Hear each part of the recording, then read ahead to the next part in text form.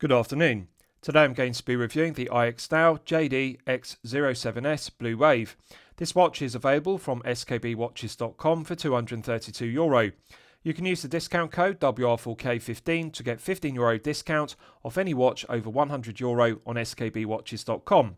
So for example, if you use the WR4K15 discount code on this piece, it will reduce the price to €217 respectively. So firstly, let's look at the box that the watch comes in, and then I'll talk you through the specifications of the piece. So the watch comes in this black plastic pelican style case, very aesthetically pleasing, good quality, and on the lid we have the IXDAO brand emblem. So one opens the red plastic clip, and I'll show you the interior.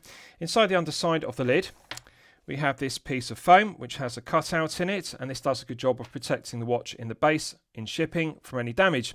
There are three cutouts which house the items which I'll show you, and in the centre cutout there is a padded pillow cushion which is upholstered with black velour fabric to good standard. Good snug fit inside the centre section of the block of foam, and it does a good job of protecting the watch in shipping. So this is good quality, and I like that they've used a black plastic pelican style case versus the less expensive default option of a cardboard watch box. With regards to the items that come with the piece, it also comes with this vinyl PU leather wallet. Excellent stitching around the perimeter, and it is debossed with the IXDAO emblem, IXDAO logo international, and on the reverse it's contrasting chocolate brown grain finish. Does visually look like genuine leather, but it's actually vinyl PU leather. So there are two pockets, and I'll show you the items which they house. This is the instruction manual, clear concise diagrams. The instructions are in English, and it details the operation of the movement used, which is the Seiko Caliber NH35A automatic. Also has the contact email should you wish to make a warranty claim during the 3-year international warranty, support@ixdawwatch.com.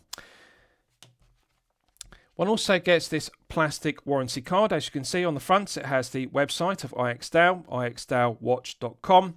On the reverse, there's space to fill in the model, serial number and date of purchase. Now, it's blank and not filled in by SKB Watches. However, I'm pleased to report if you do purchase the watch from skbwatches.com, it is covered by a 3-year international warranty. I want to give due credit to IXDAO here, because often low-tier Chinese pieces between €0 and €500 price point are only covered with a 12-month international warranty. 2 years of international warranty is the industry standard for mid-tier pieces between €500 and €5,000 respectively. It's very unusual to see a 3-year international warranty on a low-tier piece at only €217, so therefore IXDAO deserve full credit for that. And lastly, one also gets this 1.2mm flathead jeweler's screwdriver, hardened tool steel tip, precision ground to 1.2mm. It's replaceable should it become damaged or blunt. And the body is made from mild steel, which is nickel plated, no old shank. Visually it does look like stainless steel, but it's actually made from mild steel, which is nickel plated, and it has a rotating head on it, and it's got ball bearings in the head. So this is a high quality jeweler's screwdriver, and excellent attention to detail, because on the top of it we've got the IXDAO brand emblem rather than it being sterile. So it's anodized grey or silver, and I like the rotation of it. It's very smooth. It's rather like the Bergen Swiss-made screwdrivers that I use. And proportions are good, because you can put the rotating knurled head in your palm of your hand and then rotate it with precision with one's index finger and thumb, like so. So it's a good quality screwdriver. Pleasant surprise in the low tier to see that. Now, as an alternative to the bracelet fitted to the edge of the piece, they also supply it with this elasticated fabric strap, which is made from nylon, flawless stitching around the edge. The two keepers are stitched into position, they don't move. Nice heavy gauge to the brushed satin finish, solid 316L grade stainless steel keepers. Buckle and tang is correctly proportioned.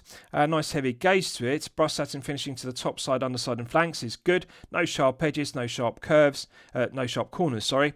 However, it's sterile. I'd prefer to see this engraved with the IXDAO brand emblem, or alternatively simply IXDAO text logo, because this is sterile, which is a clear production cost cutting measure in order to maximise profit margin per piece. But however, one has to be magnanimous and realistic, because this is a €217 low tier Chinese piece. One has to expect some production costs. So it's good. No sharp edges to it. Curved undercut has been deburred very well, so no sharp edge to it, and it is good quality. This has plenty of slots in it, so this will fit from a 6 up to an 8-inch wrist size, and it has good elastication in it. So when the wrist expands, the strap also expands, and of course when the wrist contracts, it also contracts. And I like the proportions of the keepers, and the finishing is good. The weave to the nylon fabric, which is lycra, is very good because it's a very fine weave of fabric, so I'm confident it's going to be robust and durable long term with daily wear and tear. Also, what I like about it is the quality of the stitching around the keepers either side. There's no loose stitches, and the quality of the finishing to the edge of the elasticated lycra nylon is good because there is no fraying to it. So the fabric is good quality, the weave is good quality. However, my only concern is, and this always applies to elasticated lycra nylon straps like this, is the slots, because they haven't welded around the slots. And what I mean by welding is what you can do is you can melt the nylon and lycra, and it prevents it fraying, because when you have a flat tang in the buckle and tang like this, with daily wear and tear, the problem with these slots is they become inevitably elongated and oversized and enlarged, and they fray. The fabric frays. So what you can do is you can weld the holes or the slots, and what they do is they melt it with heat, and that actually prevents the nylon lycra fabric from fraying. But nonetheless, plenty of holes, which is good, or plenty of slots from 6 to 8 inches. So it's good quality elasticated lycra nylon strap. So with regards to the specifications of the piece, we have a 39.8mm case diameter, we have a lug-to-lug measurement of 44.3mm, a thickness of 12.3mm, and a lug width of 20mm. The bracelet tapers from 20mm at the lugs down to 17.8mm at the 2-button push micro adjustment clasp. Solid 316L grade stainless steel micro adjustment clasp, nice heavy gauge to it. Longitudinal brushed satin finishing to the body, has a beautiful luster. Very nice attention to detail because we've got stripes which are milled into it, and then we've also got the IXDAO emblem which is engraved with high definition engraving. This is very well finished and detailed. Large mirror polished bevels which mark the transition between the body and the flanks. I like the large mirror polished bevels. Visually they look aesthetically pleasing, but they also delete the sharp crisp edge on the transition between the body and the flank. Brushed satin finished flanks have a beautiful luster. I like the quality of the finishing to it. No sharp corners, no sharp edge to the undercuts to the flanks. 2 pushers are mirror polished on the top side, underside, but brushed satin finished on the sides to match the flanks. Quality of the finishing is excellent. No sharp edge to the top edge or the low edge. 4 corners have been deburred and chamfered very well. And the proportions are good. I like the curvature of it, and this provides 10mm on the fly adjustment with an internal ratcheting mechanism which we'll test. Double dome sapphire crystal with clear AR coating on the underside, and the clear anti-reflective coating does an outstanding job of reducing the glare and the highly reflective nature of the silver mirror polished applied indices and silver mirror polished skeletonized handset. So pencil hand shape, but skeletonized, and they are loomed with BGW9 as are the applied indices. I think they've missed an opportunity here, or one could subjectively say they've made a mistake. I think they should have used the pencil hands fully loomed with BGW9 rather than skeletonizing them, because it's a given that fully loomed BGW9 hands perform better versus skeletonized, but I appreciate this is a design aesthetic. There's a slight taper to the pencil hands, so they're not straight and parallel, but nonetheless they are pencil shaped with pointed tips. Proportion of the indices is good, and I like the perfect symmetry of the dial, because rather than using the default date position of 3 o'clock, they've put it at 6. This gives perfect balance to the dial. Double applied indices at 12 give good orientation. I can immediately identify where 12 is on the dial in the dark, which we'll test in the Loom test. I like the bevels on the indices, particularly on the 9 and the 3, because rather than just being rectangles, which are square profile, they've actually beveled the edges. This does add interest. And the double applied indices at the 12 o'clock mark have a triangular point shape, but they're also beveled rather than just being flat. The beveling on the 12, 9 and 3 indices, it complements the chamfers on the circular indices for the other hour indices. So they've done a very good job with the finishing. Mirror polishing to the indices is good. Mirror polishing to the skeletonized hands is good. One detail I like, and it's rare to see on low-tier Chinese pieces, and also it's rare to see on mid-tier pieces between 500 and 5,000 euro, made by brands and microbrands, is the capped second hand. So the contrasting blue second hand has a silver centre section which is capped, and where it presses into the cannon pinion, it's not hollow, it's got this silver polished cap. San Martin used to do this, but then they changed hand supplier and they began to purchase hands in larger quantities of 1,000 piece batches, and the new supplier that San Martin used was no longer able to provide capped second hands, so that's why they changed from early versions of their pieces use capped second hands like this, and then they switched to the standard hand which has a dimple in the centre, not as aesthetically pleasing. IXDAO deserve credit because these capped second hands, they are more expensive, and of course they increase production cost per piece and therefore diminish profit margin per piece for IXDAO. But from the collector's perspective, it's beneficial because the capped second hand gives it a high-end feel. It's rather like a Rolex capped second hand used on high-tier pieces costing €10,000+. That's why one rarely sees a capped second hand in the low tier between €0 and €500, and one rarely sees it in the mid-tier between €500 and €5,000 respectively. Capped second hands are generally seen on high-tier pieces at €10,000+. So very nice to see that at €217. The dial is oil pressed and it's textured. It's also a gradient dial, so it's slightly lighter blue at the 12 o'clock part of the dial, and then at the 6 o'clock side it's darker blue. I like the graduation of it, which is subtle because slightly lighter blue graduating to a darker navy blue, and also the textured finish adds interest. So rather than being a glossy enamel blue dial, which is smooth, alternatively a textured matte dial, or alternatively a sunray blue dial, it has this wavy finish to it, which is rather like waves in the ocean. Very aesthetically pleasing.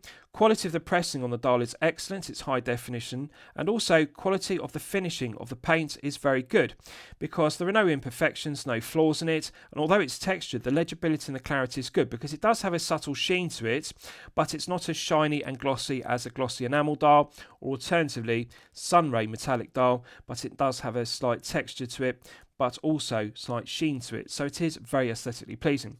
Just bear with me, I'm going to move the minute hand out of the way of the text so you can see it better. Quality of the printing on the chaptering is excellent.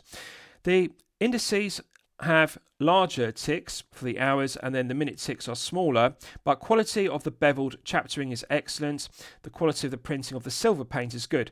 What I like about the printing on this dial throughout is rather than just using the default option of white paint on the textured blue dial, they've used silver. Silver is very aesthetically pleasing because it gives the piece a higher end feel. This does not look like a low tier piece or a mid tier piece. This looks like a high tier piece because of the silver paint versus white. So the IXDAO emblem is printed with high definition printing in silver. Very aesthetically pleasing, and then very well balanced because we have two lines of text, 200M equal -660 feet, and then automatic. So font is sharp, it's crisp, it's high definition, it's not too thick and blurry. However, I think they've made a mistake by printing IXDAO and Diver in capitals in Arial font either side of the framed silver date complication. I think it would look cleaner if they deleted IXDAO and Diver. This is negligible information. It's a given that the pieces are Diver, and I really don't think they need to print IXDAO because the brand emblem is enough. Looks clean other than that, but I just think they need to delete the text either side of the date complication. What I like about it is the silver framing. It's deep, but it's beveled. Now, they've made the correct decision here. Often with silver frames around date complications like this, the problem is they create a permanent shadow around the aperture, the cutout in the dial. And when you have a textured dial like this, which is oil pressed, it's very deep, it's very thick, and of course the date wheel sits deep beneath the textured dial, and then compounding the problem of the thickness of the dial, one has a deep framed silver window. So the two things add shadow around the aperture, the thickness of the textured dial plus the thickness of the framing. They've made the correct decision because what they've done is, and it's subtle, is they've beveled the inside edge of the silver framing. And when you bevel it, what it does is it allows more light to enter the aperture or the cutout in the dial. And that's beneficial because the white Arabic numerals printed on the black date wheel, they have more light entering the aperture. This enhances the legibility, the readability of the date. This is good. Had they used just a square profile to the framing, that of course would have created a deeper shadow, and that would have been detrimental because it would be dark. So this is good. They've done a very good job of the framing. The mirror polishing to the framing matches the mirror polished indices, and it matches the mirror polished skeletonized handsets. And I really like the capped second hand as I've detailed. Bezel is solid 316L grade stainless steel, angular profiling to the scalloping, and they've mirror polished the top chamfer. This is good because the mirror polishing looks aesthetically pleasing, but also serves a purpose because it deletes the sharp tips of the angular teeth. So to clarify, rather than using a coin edge bezel or gear tooth bezel, which are the alternatives or industry standards, they've used an angular profile to the scalloping rather than a curved profile, but this is grippy and tactile. It's low profile, so it looks aesthetically pleasing, and it does complement the tonneau case. However, it's easy to get good purchase with one's index finger and thumb. What I like about the bezel insert is it's ceramic, 60-minute ticks, rather like a Rolex mil sub bezel, and it's fully loomed with BGW9, the triangle, the minute ticks, the hour markers, and the Arabic numerals at 10, 20, 30, 40, and 50 respectively. So let's test the bezel execution. 120 click unidirectional bezel, as one would expect. Although it's low profile and mirror polished on the top chamfer, it's surprisingly grippy and tactile. One can easily get good purchase with one's index finger and thumb, even wearing a glove. And it's good. I like the feeling of it. Nice, loud, audible clicks. Medium firm resistance. So, feels very similar to a Seiko 5KX. Feels lighter than a Steinhardt Ocean 139, which is too stiff and firm. And it feels heavier than a San Martin SN017G or a Steel Dive SD1953, which of course you will be familiar with. The SN017G and the SD1953 respectively have lighter resistance. So this is very like a 5KX. It's heavier, it's firmer resistance, but without being too stiff, rather like a Steinhardt Ocean 139. Feels even through the 360 degrees rotation, so it doesn't get heavier or lighter, which is good. No lateral side-to-side play whatsoever. No back play whatsoever. Feels nice and tight. So they've got the balance perfected because it's medium firm resistance like a 5KX, not too stiff, so easy to rotate but even, and no lateral side-to-side play or no back play. I like the loud audible clicks. One can hear and feel the 120 clicks of the bezel because the click spring has positive engagement with 120 grooves in the solid stainless steel bezel. The angular profile to the scallops is good. They look good, and also they make a refreshing change from the curved scallops as per Rolex Submariner date, for example. Excellent. I like the sound of it, I like the feel of it. So let's just check the alignments. Perfect. The fully loomed triangle perfectly aligns with the 60-minute tick on the chapter ring and the double applied indices at 12 o'clock. This is excellent. This is an example to other low-tier Chinese brands between €0 and €500 of how to get bezel execution perfected. 5KX resistance, even all the way through the 360 degrees of rotation, no lateral side-to-side play, no back play, alignment is bang on the centre. This is fantastic bezel execution for a €217 piece. It could not be improved upon. I really like the feeling of it. So let's test the screw down crown execution. Knurled finish. Now, correct decision's been made here because, as I've detailed, often low-tier Chinese brands and low-tier microbrands make the mistake of a clash between the bezel and the crown. So to clarify what I'm referring to, for example, they'll use a coin edge bezel and then a gear tooth crown or a knurled crown, and of course they don't match. It should be coin edge bezel, coin edge crown, scalloped bezel, knurled crown, matching gear tooth crown, gear tooth bezel, etc. But they've made the correct decision because we've got this angular profile to the scalloped bezel, and of course the correct choice is therefore a knurled crown versus a coin edge crown, and I think it matches very nicely. So large chamfer which deletes the tips of the knurled teeth, correctly proportioned, so it does project from the right hand flank. It's large enough to be grippy and tactile, easy to get good purchase with one's index finger and thumb, but when one flexes the wrist it doesn't dig into the back of the hand, so it's correct. What I like about it is good attention to detail because they have engraved the IXDAO emblem with high definition engraving, as you can see, and it's inlaid with BGW9, which we'll test in the Loom test. So very well finished and correctly proportioned. Let's test the execution. Silky smooth. This is sublime screw down crown execution. Perfect interface between the internal thread of the stainless steel crown and the external thread of the stainless steel crown tube. 200 metres of hermetic seal is strong specification. Perfect interface. It feels sublime. It's a very well finished crown. So putting it out to the first click position is the quick set date complication. So if you look at the framed date window, you can see each day of the month clicks over with a nice solid click. Alignment is bang on the centre. Both the double and the single Arabic numerals align correctly. They're not too far to the left or the right of the framed date window, and they're not too high or too low. What I like about it is the fonts. It's clearly legible. The white Arabic numerals contrast very well with the black date wheel, and they've made the correct decision by not just using the default option of a white date wheel with black Arabic numerals. I like a black date wheel with white Arabic numerals when one has a dark navy blue dial like this, because it blends into the dial better. A white date wheel with black Arabic numerals clashes. This is good. Legibility is still good, but what I like about it is it blends with the dial rather than clashing. So as you can see, we don't have this shadow cast on the single and double Arabic numerals because they've beveled the silver frame around it, and this is fantastic. With a deep textured dial like this, and all, of course, the framing, which adds depth, one would expect a shadow on the white Arabic numerals, but there is no shadow. There's plenty of light entering the aperture, as I've detailed, due to the beveling. So the attention to detail is good. The execution of this dial throughout is mid-tier level. We are not looking at a low-tier €0 to €500 Chinese made piece in terms of dial execution here. This really is mid-tier €500 to €5,000 level. The beveling is a detail one sees on mid-tier pieces, not low-tier pieces. They've done a fantastic job of the framing of the date complication. So, quickset complication works well. I like the heavy, solid clicks of the NH35A quickset date. Sounds good, feels good. Pulling it out to the second click hacks the movement. So if you look at the contrasting blue second hand with the arrowhead tip, it's now stopped dead. So therefore it's possible to set the time precisely to the second with the Caliber NH35A automatic. So we're now in the time setting position. Feels smooth, light resistance, similar to a Miyota 8215 or 8315. The NH35A and NH38A feel the same. There's no discernible difference. It's got that smoothness to it, so it feels light. Feels lighter than a 9015 or 9039 Premium 9000 series Miyota Caliber, and of course feels lighter than an SW200-1, which you are all familiar with. So I like the feeling of it. It feels smooth, doesn't feel rough or gritty, doesn't feel too stiff. Minimal backplay. There is some backplay when you rotate the knurled crown.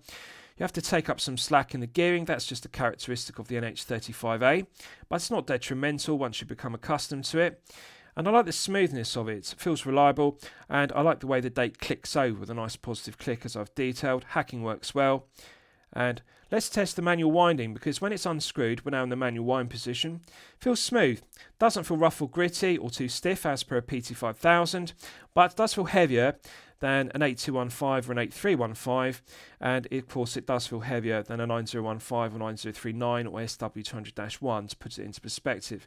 But one can feel the tension in the mainspring gradually building up to its 41-hour power reserve, so it feels pleasant to manual wind, rather than a PT5000, which feels rough or gritty. So time setting works well, hacking works well, pushing back in the crown's got a nice positive click, and that restarts the movement. The contrasting blued second hand begins to sweep around at the characteristic 3 Hz sweep. Now subjectively I'm going to be critical as always of the stutter or judder of the 3 Hz sweep. I prefer the smoother sweep of a 4 Hz caliber running at 28,800 vibrations per hour, such as the 9015 and the SW200-1, because the 4 Hz sweep has a nice smooth sweep to it. This runs at 21,600 vibrations per hour, which is 3 Hz, and of course it stutters or judders, which just doesn't look as good. But subjectively, I appreciate for the majority of collectors that's not detrimental. That's just a characteristic of the NH35A. Let's test screwing the crown back down. Instant thread pickup. There's a perfect interface. The threads mate, they pick up instantly. So the quality control, build quality tolerances of this screw down crown are fantastic. It's stellar. And I like the silky smooth feeling of it. It is very refined. And again, this really feels like a mid-tier crown. It does not feel like a low-tier crown. It's not rough or gritty. It's not too stiff. The threads are silky smooth. What I like about it is, in particular, is the pickup, the mating of the threads. The interface between the internal thread of the stainless steel crown and the external thread of the stainless steel crown tube, the pickups are precise because, to clarify, often with low-tier Chinese pieces between €0 and €500, one has to rotate the crown clockwise and anti-clockwise several times in order to get the threads to pick up, to mate. But with this one, first clockwise turn, every single time, it picks up 10 out of 10 times. It's just fantastic. The pickups are very good. So the tolerances of the thread cutting on the internal thread and the external thread are fantastic. The quality control is stellar. Very impressed by that. So excellent bezel execution, excellent screw down crown execution. They could not improve upon either. They are perfected. So Case is a tonneau case. Now, what I like about it is, on the top of the tonneau case, rather than being longitudinally brushed satin finished, it's actually sunray pattern. And what I like about the sunray pattern is, it's rather like a vintage Vostok Amphibia tonneau case with that sunray pattern to the brushed satin finishing. It's very aesthetically pleasing, and it does give the piece a vintage aesthetic, rather like a tonneau case used on Vostok Amphibias from the 1960s, for example. It's beautiful. The way it has that luster to the sunray brushed satin finishing is just a delight. Tonneau case is correctly proportioned. Yes, it does look like a thick slab of 316L grade stainless steel, but that's just a characteristic of tonneau cases. I don't regard it as detrimental because this is not 13 thick. It's 12.3. So it's low profile despite having a thick slab of tonneau case. Longitudinal brushed satin finishing to the flanks has a beautiful luster. It's nice fine-grained satin finishing to the flanks, and that complements the sunray satin finishing to the top of the case. What I like about it is large mirror polished bevel, which runs the full length of the transition. So the large mirror polished bevel marks the transition between the top of the sunray luster, and then we've got the longitudinal luster on the flanks. Beautiful case finishing. Large mirror polished undercuts, large bevel machined into it, then mirror polished. This looks good, it's aesthetically pleasing, but also feels good. This enhances comfort level and feel good factor because it deletes the sharp crisp edge on the transition of the undercut to the flank of the tonneau case. Tips of the lugs are beveled, so no sharp corners. Now, it does have a tall slab side, but credit where credit's due here. They have reduced the visual impact of that because they've machined the large bevel on the top edge and machine the large bevel on the low edge. That visually does delete some of the meat, so it does look thinner than it actually is. Of course, the contrast is good because brushed satin finishing visually looks good, the way it refracts the light, and then you've got this mirror polished bevel which reflects the light, so I like it. It is a thick tonneau case, but visually doesn't look so thick. So excellent. Let's check the bracelet. So end links. End links articulate freely, they don't feel stiff or kink, that's the benefit. However, longitudinal play, lateral play, side to side play, up and down play. In particular, the most detrimental aspect is lateral play. Dreadful. This is in excess of 1mm. Now, one has to appreciate, one has to be magnanimous here because this is a low tier piece at €217. So one is going to get these kind of production cost cutting measures in order to maximise profit margin per piece. But nonetheless, they need to tighten up the tolerances. This is simply down to the spring bar diameter being undersized and the holes drilled in the end links of the centre section of the bracelet being oversized. So they simply need to reduce the diameter of the hole drilled and increase the diameter of the spring bar, and of course that would provide an interference friction fit and tighten up the sloppy tolerances. But 1mm plus lateral play is unacceptable. Problem with this is it rattles. The other problem is long-term durability, because to explain, when you have excess play like this, the reason why I'm always critical of, and the same applies to hinge pins in a clasp, regardless whether it's a milled clasp or a press clasp, I'm always critical of play because when you have excess play on a pin or a spring bar, it puts the pin or spring bar under excess shear load.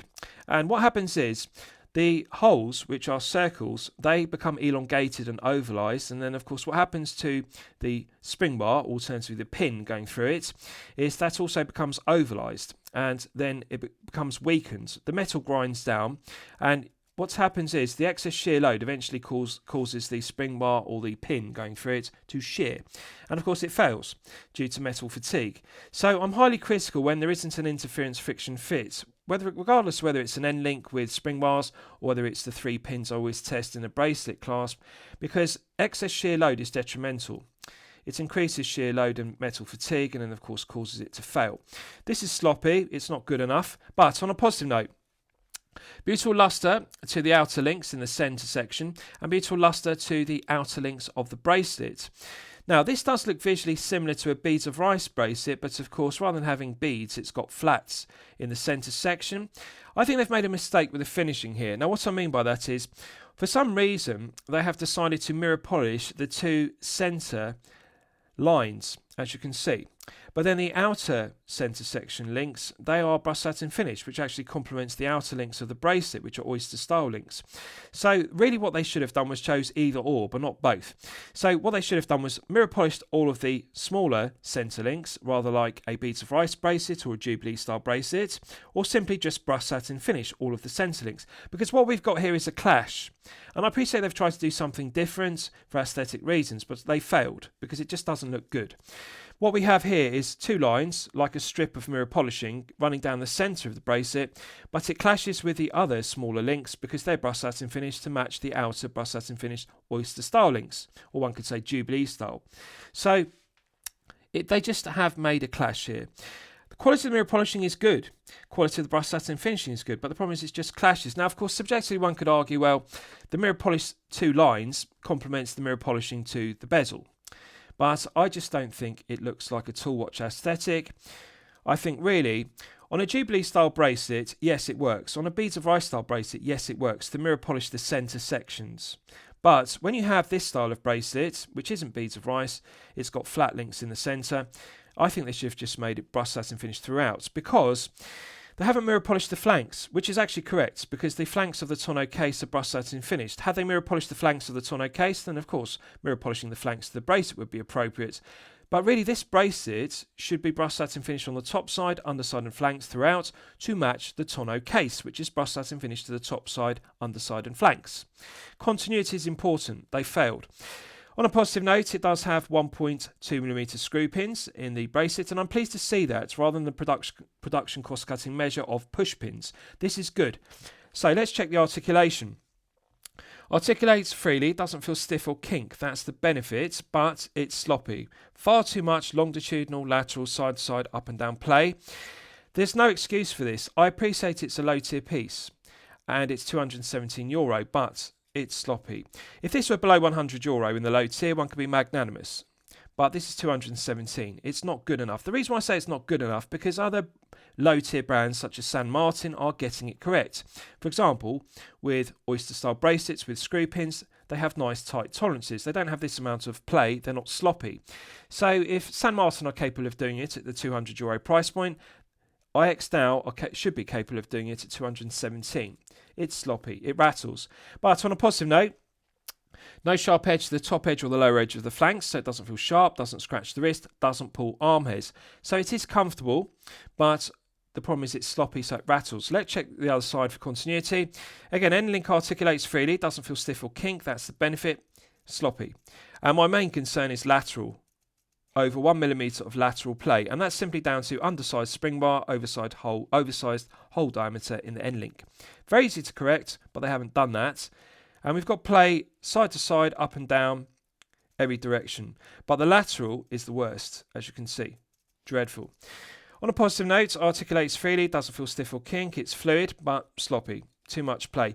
If this were a pushpin bracelet, one could be magnanimous because it's to be expected with this style with pushpins, but we've got 1.2mm screw pins. They should be able to tighten up the tolerances better. Poor quality. Finishing is good. No sharp edge to the top edge or the low edge, doesn't pull arm hairs, beautiful luster to it. Quality of the mirror polishing to the centre two lines is good. It's just a shame because it articulates smoothly, it's fluid, but just too much play. They need to refine this. Now, let's check the clasp in detail. So, beautiful luster to the body. I like the stripes, which are milled into it. IXDAO emblem is excellent. And two button push triggers are correctly proportioned, heavily sprung loaded, feel reliable and robust. So, solid mill 316L grade stainless steel internals. No sharp edge to the top edge or the undercuts to the flanks. Centre section has been deburred, no sharp corners. That's good. Beautiful luster to it. Top side, underside and flanks are brushed satin finished to a good standard. Let's check the hinge pins.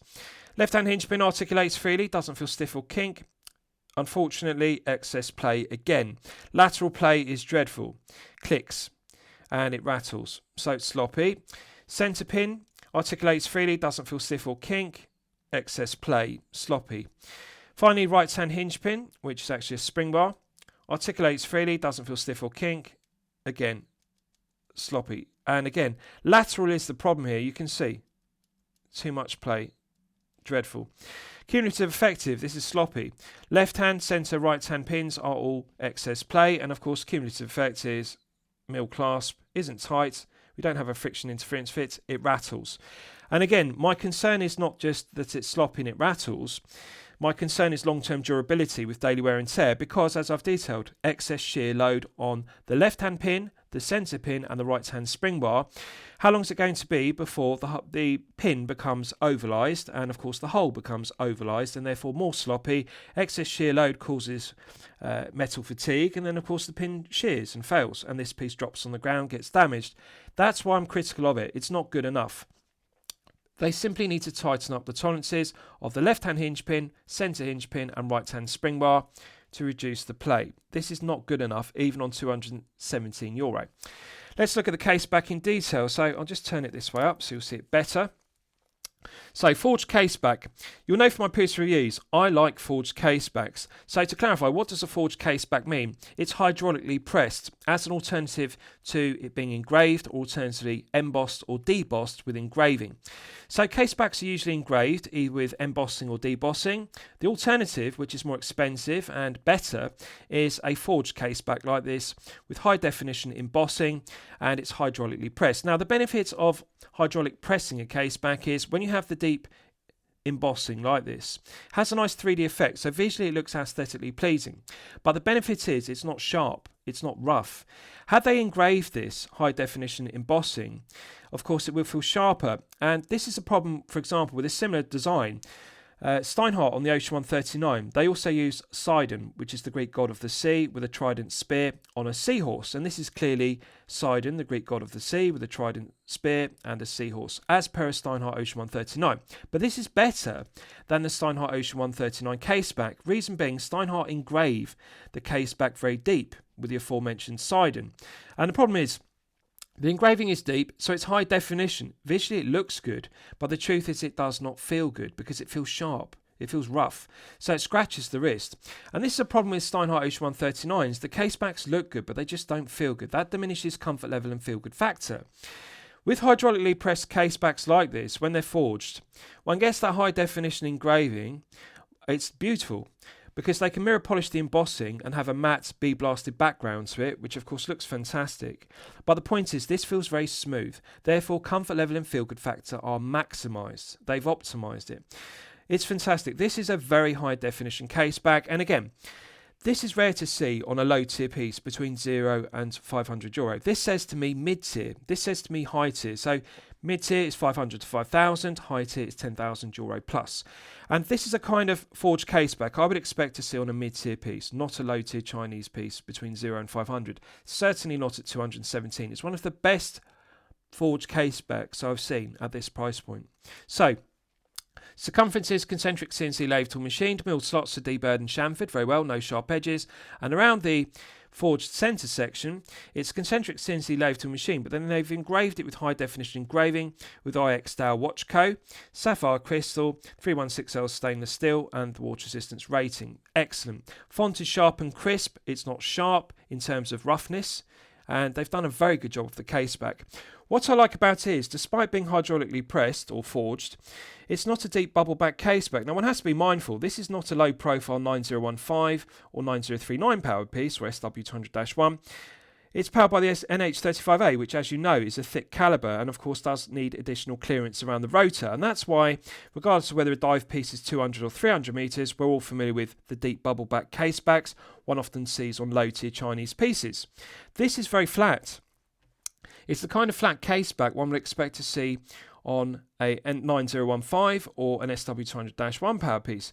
It's very slender, and I like it because this means the tonneau case sits very snug to the wrist, which I'll show you in the wrist shots. So it's beneficial, looks good, feels good, it's smooth, it's not sharp, it's not rough, but also flat.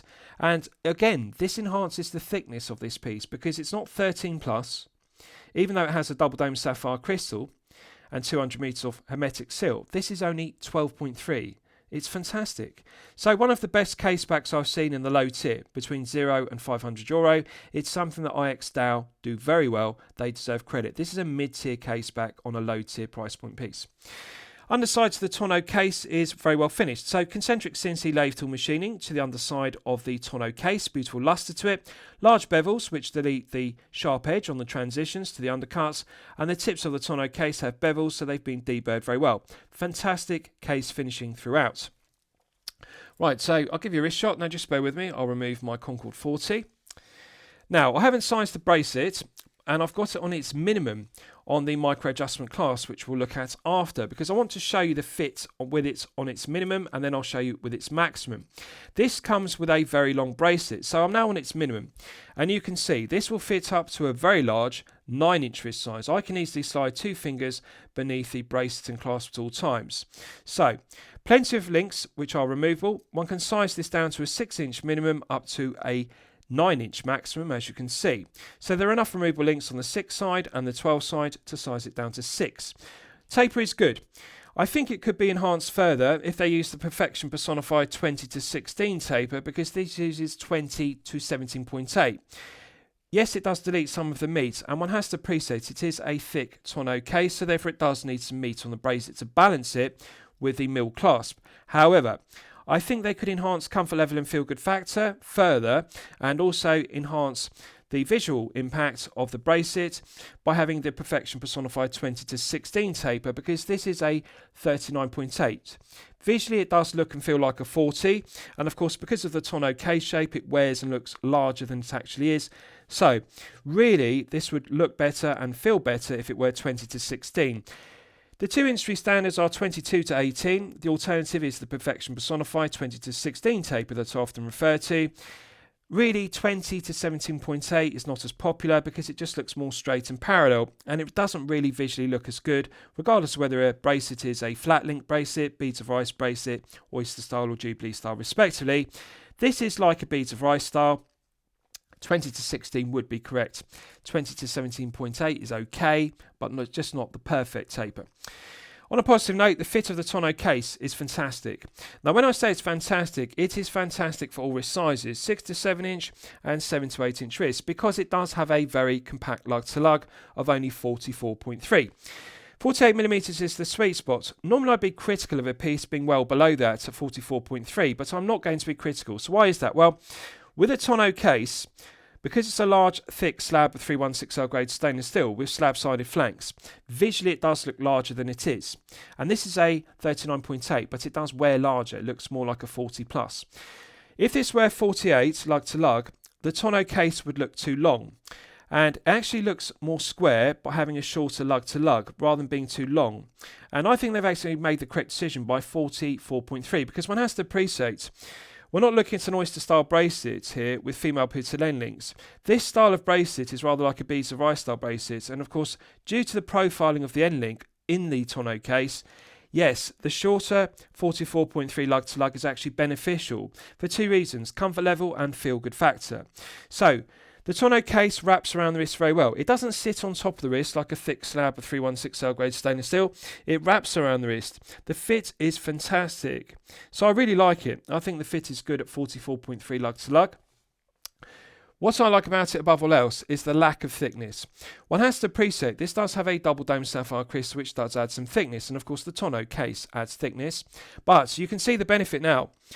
There's no gap whatsoever on the undercuts of the flanks. The tonneau case, albeit slab-sided, it does fit very snug to the wrist. It doesn't sit on top of the wrist like a thick slab which is rectangular shaped. This actually curves around with beautiful curvature, so the undercuts of the flanks is good. Doesn't feel sharp when it moves up and down the wrist because the transitions have been deburred with large bevels. So the proportions are good. I like it.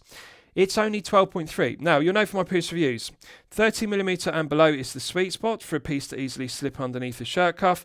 So needless to say, at only 12.3, this is 0.7mm below the sweet spot of 13. This will easily slip underneath the shirt cuff. Therefore, it's a practical daily wear piece. So it's not tall, it's not top heavy. However, it does have some serious heft for 39.8. 160 grams is excessive by 10 grams. For a 39.8mm, same applies to a 39 or a 40. 150 or below is the sweet spot. Now, I'm going to be magnanimous because this does have a very long bracelet, as you can see, and it's too long. The majority of collectors have a 6 to 7 inch wrist or 6 to 7.5 inch wrist. Therefore, one doesn't need a bracelet that fits up to a 9 inch wrist. 8 is really the absolute maximum one needs to have, with 10mm of on-the-fly adjustment. This is large enough for a 9 inch wrist, and of course this adds an additional 15 to 20 grams on the bracelet, which is completely unnecessary. But it's a given. even on my large 8-inch wrist, I would remove 4 to 6 links from this bracelet, and of course that would reduce it to circa 130 to 135 grams. If you have a 6 to 7-inch wrist, you're going to be removing 8 links. If you have a 7 to 8-inch wrist, you're going to be removing 4 to 6. So this will reduce the heft down to 130 to 130 grams, and that brings it below the sweet spot of 150 or below. So I'm not going to be critical of it being 160 grams. Of course it's too heavy by 10 grams, but the length of the bracelet is the reason, it's not the head of the piece. I'm confident if you do remove links, yes, at 135 grams, comfort level and feel good factor will be enhanced. So I'm just going to check it on maximum extension and minimum on the micro adjustment, and then we'll look at the clasp in detail. So that's now on its minimum of the 10mm on the fly adjustment. So even on its minimum, the bracelet is far too long, you can see, 9 inches easily. So I'm now going to move it to its maximum, and you can see 10mm of extension, articulates freely. Now it would fit even a 9-inch plus wrist size. So they've made the bracelet far too long, that's the point. Even to fit around a wetsuit, if this is going to be used as a dive piece, which is its intended purpose. Even on an 8-inch wrist with a wetsuit, ½ inch of thickness, you can see, far too long. It's good they've got enough removable links to size it down to a 6-inch on the 6 and the 12, but I really think they need to reduce the length of the bracelet. 8.5 inches is the absolute maximum one would need, but you can see that's on its absolute maximum, and I've showed you on the minimum, so the bracelet is too long. But let's look at the micro adjustment. So ratcheting mechanism internally. Now they've engraved adjust in Arial font in capitals to make it absolutely clear, plus an arrowhead. So you simply depress the trigger, which is spring loaded, with your thumb or index finger, and it's now on maximum extension, so I'm going to close it up.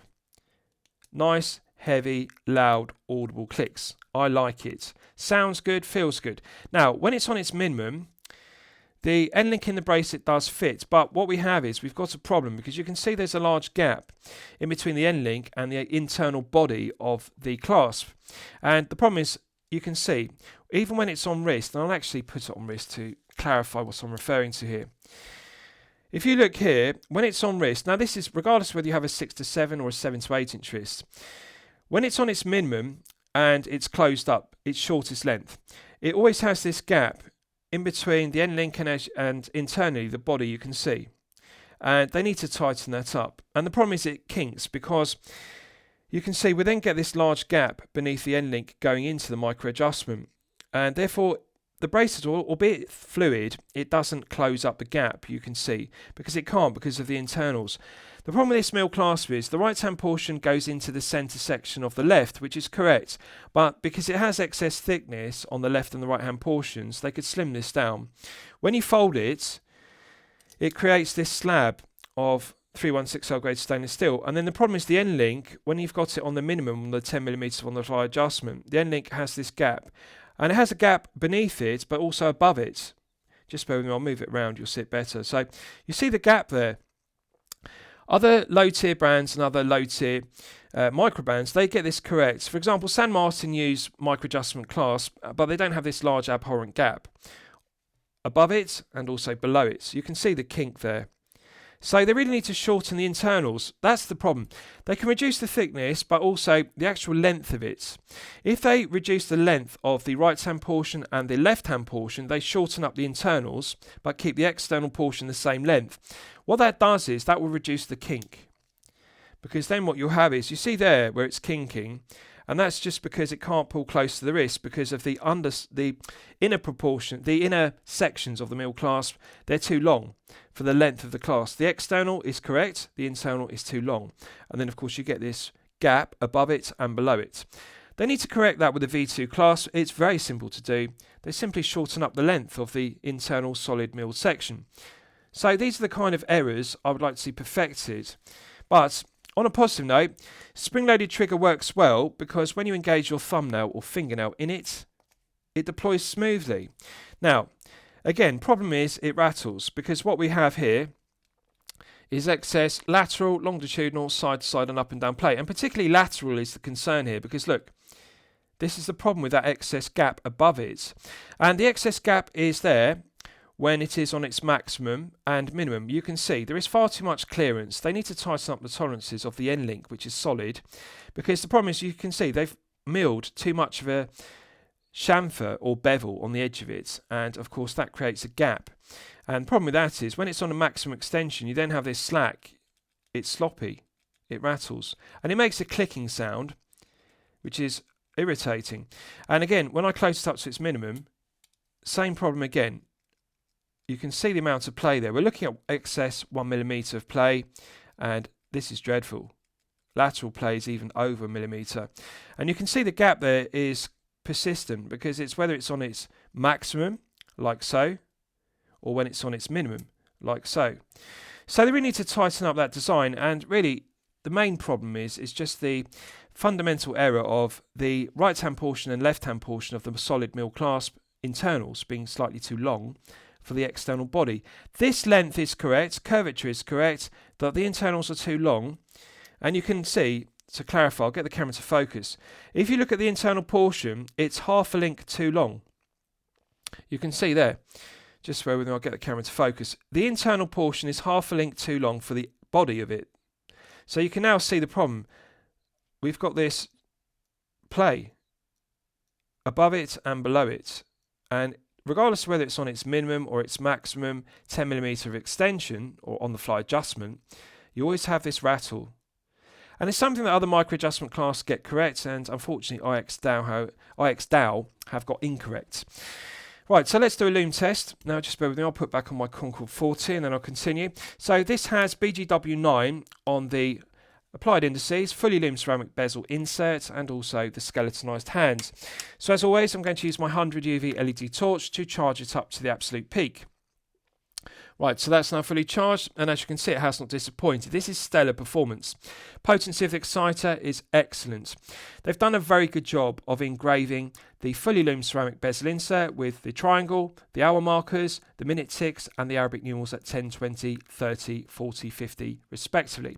Double applied indices give good orientation to the dial. I like the perfect symmetry of the dial, and also pleasant surprise because they've even loomed the Arabic numerals on the date wheel. I wasn't expecting that, I thought it was just white paint, but they've even loomed the date complication. Now, another nice attention to detail, and I'm just going to charge it with my torch, and one rarely sees this on low tier pieces, so I want to give due credit to IXDAO specifically. They have engraved the crown with a signed IXDAO emblem, which looks good. But you can see they've also inlaid it with 5 to 6 layers of BGW9. This is fantastic. It's high definition. Nice sharp engraving in terms of definition of the IXDAO emblem into the crown, and adds interest to it because it's loomed with 5 to 6 layers of BGW9. And I can tell you they've actually done a very good job of it because the definition of the engraving is good. It's sharp. And when I say it's sharp, I'm referring to definition. I'm not talking about sharp in terms of roughness. It feels smooth, but it's actually engraved deep enough to take 5 to 6 layers. So rather than just using an embossed emblem, alternatively debossed, engraved emblem, they've infilled it. So fully loomed crown, pleasant surprise. Now you can see potency of the exciter is good. Good even application on the ceramic bezel insert, good even application on the indices, good even application on the skeletonized hands. This is 5 to 6 layers. And I want to give credit where credit's due here. Often low tier Chinese brands between €0 and €500 will use the production cost cutting measure, for example of 2 to 3 layers on the dial, on the indices, and then 5 to 6 layers on the handset. Or for example, they won't engrave the ceramic bezel insert deep enough to take a full 5 to 6 layers. This is 5 to 6 on the bezel, 5 to 6 on the dial, 5 to 6 on the hands, and they've even fully loomed the Arabic numerals on the date complication, and they've also loomed, just when I'll charge it again, the crown. So this is stellar. It's good quality BGW9. Even application. In daylight, perfect colour tone match. White on the bezel, white on the dial, white on the hands. It doesn't look cream or white. It's the same white on all 3 places. And in the dark, it's a nice even blue application. Same blue tone on the bezel, dial and hands. Potency of exciter is fantastic. This is stellar performance. And at €217, they really deserve credit for not cutting any production costs, as so many low-tier Chinese brands do. Right, so let's discuss the movement used, because it's my favourite aspect of the piece. So, you'll all be familiar with the Seiko NH35A automatic. Now, Seiko make the NH35A in 2 plants, in Japan and Malaysia respectively. There's no difference in terms of build quality, quality control, materials and finishing, and also accuracy of the Japanese and Malaysian made calibre NH35As. So IXDAO are using the Malaysian-made versions. 24 joules. It has hand winding and hacking, which is used for complications, and they work well as I've demonstrated. It runs at 21,600 vibrations per hour and a frequency of 3 Hz. The negative is the 3 Hz means the second hand stutters or judders, but one has to be magnanimous. That's just a characteristic of the caliber. Quick set date complication works well, hacking works well, hand winding works well. Stated accuracy is -20 to +40 seconds per day, so rather wide accuracy range. However, I'm pleased to report that IXDAO are doing a good job of regulating the calibers they're using. This one is running consistently at +3 seconds per day when it's fully wound to its maximum 41-hour power reserve. +3 is well within the stated -20 to +40, and that's nothing unusual because it is possible to regulate an NH35A in 5 positions to within ±10 or better. For example, chronometer limits of -4 to +6, and IXDAO are doing that. They are regulating the calibers in 5 positions to better than -20 to +40, better than the typical ±10. +3 is fantastic from an NH35A. They deserve credit for that. Quality control is good. So last I'll summarise the piece. What do I think of it overall? Well, when I'm considering reviewing a watch on my channel, the watch meets 2 criteria. It should be both excellent quality and excellent value at the respective price point. So low tier piece, low tier is €0 to €500 respectively. This is €217. I'm going to declare it good quality, and I'm going to declare the value as excellent. So why do I say the quality is good? Why do I say it's not excellent? Well, the bracelet is the main problem, and also the clasp, because of excess play. I cannot say excellent quality and excellent value when an N-link has this amount of excess play. And again, I cannot say it's excellent quality and excellent value, just bear with me, I'll get a camera to focus, when a mil clasp has excess play like this. And again, the main problem is the gap above and beneath the micro adjustment, because too much play. This is dreadful. And these are the negatives that downgrade this from excellent quality and excellent value down to good quality and excellent value. However, one has to be magnanimous because there are some redeeming features. So, Caseback is stellar. Really, this is one of the best casebacks I've seen in the low tier. The forged caseback, which is hydraulically pressed with Sidon, the Greek god of the sea, this is fantastic. This is very good, mid-tier level, and to see this at €217 is a credit to IXDAO. BGW9 is stellar, and although there is too much play in the micro adjustment class, I am pleased to see a micro adjustment class with 10mm on the fly adjustment. They do deserve credit for that. The other thing is the fully loomed ceramic bezel inserts. Rather than just using white paint as a production cost cutting measure, we've got 5 to 6 on the bezel, 5 to 6 on the hands, 5 to 6 on the dial. Framing of the date complication is good, dial execution is mid-tier level. So the bezel execution, the crown execution are stellar. So this piece is hard to weigh up because there are some redeeming features that are stellar. Bezel execution, crown execution, BGW9, forged caseback, micro adjustment clasp. These are the things that add value and quality. But then they get downgraded by sloppy bracelet end links, sloppy clasp, and of course, sloppy micro adjustment clasp, which is a shame because quality of the finishing, build quality is good. It's just tolerances need tightening up. So I'd like to see a V2 version with the aforementioned negatives updated or corrected, and then I'd upgrade this to excellent quality and excellent value. But as it stands, €217, it is good. It is excellent value but good quality. I'm going to have to downgrade it because of the aforementioned details. So I hope you've enjoyed my review of the IXDAO JD-X07S Blue Wave. Please feel free to post your own comments below the video. Thank you for watching.